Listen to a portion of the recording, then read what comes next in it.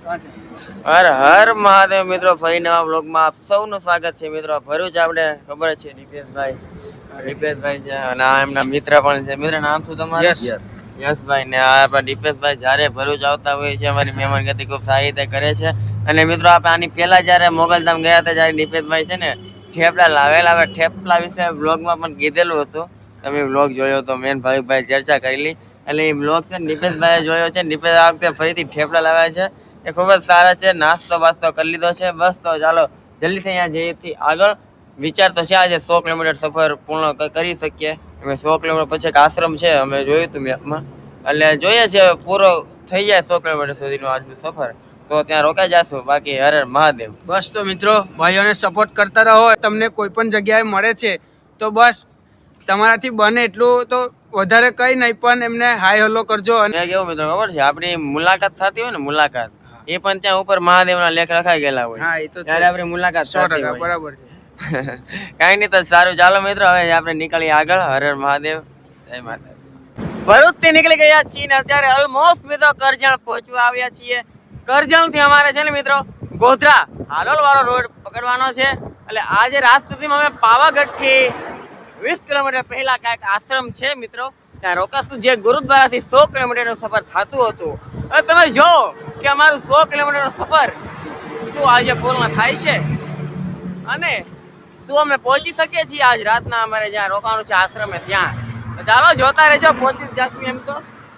એ તો હવે પછી જેવો કહેવાય ને સમયની વાત છે. સમય સંજોગ કેવા આવે કોને ક્યારે ક્યાં ખબર છે. હાલો મિત્રો જઈએ આગળ. થોડી વાર છે ને પંપે બેઠા હતા. આ તમે જો બિસ્કિટ બધું ખાધું. એમાં એવું કે ગુટરું મોનેકો ક્યાં 2020 ને આવડું હેપી નહોતું ખાતું. ક્રેક જે ખાતું હતું પણ મેં અહીંયા આવ્યા હતા ક્રેક જે પતી ગયા હતા. હા મોઢે તો ને શિયાળ યાદ એમાં અહીંયા હાલે હાલ પાણી હોય હેલ. હા ને ઉતરી જાવ ને કે કાલે વાળું કરે. એ બચ્યું એ આવ્યો કાળીઓ આવ્યો. આય કાળો આય. હા પૂરું આવ્યું बच्चे तेरे को क्या चाहिए? અને ધૂળ તો દો હમણાં મિત્રો. ઓહો ફાઇનલી આવડો ક્રેક જે આપી દીધું છે. હવે મોને કો આય ખારા બિસ્કિટ ખાય કુતરા એકાદો નાખી પછી કોણ ટોટશે? કોણ ટોટેલો કોણ ખાય?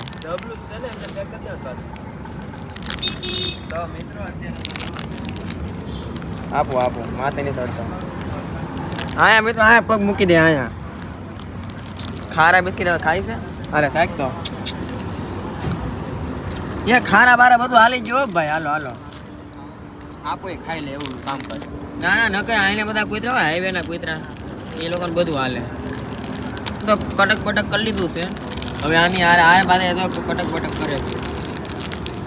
આ લોકો ભૂલમાં બટકો ભર લે ને તો છે ને ઉપાધિ ના. હા ખાવા માંડે. હારે ખાવા માંડે. બસ એમ હારો ખાવા માંડો. પણ હાલો આ બધું કચરું નાખ દઈ. હવે આપણે નીકળ. ઓય ઓલો તો હોય બિસાક નામ રહી ગયો. લાવો બિસ્કિટ લાવો. હોય આમ થોડુંક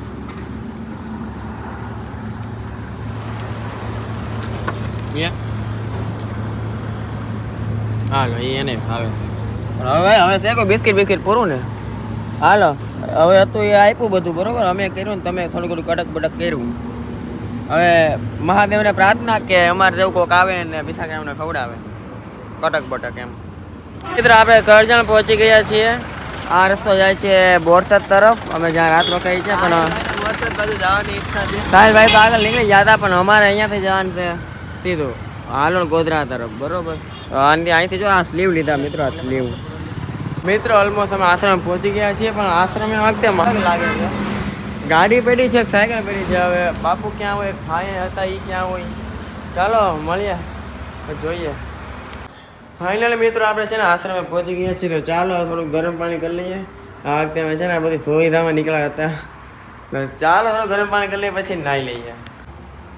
મિત્રો નાહી લીધા છીએ. વાળ ઉપર બહુ ફોકસ નહીં કરતા.